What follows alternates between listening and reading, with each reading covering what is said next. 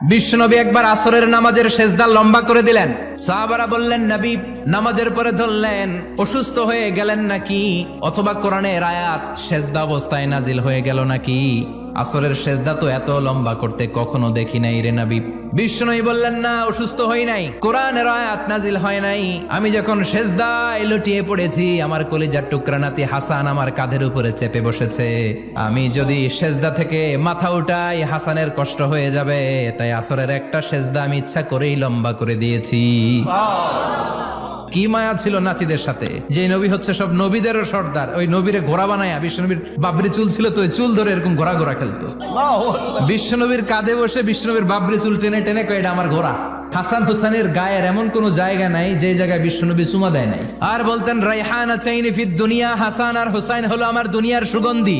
এজন্য ছোট বাচ্চাদেরকে মসজিদ থেকে তাড়িয়ে দেয়া যাবে, এদেরকেও নিয়ে যান।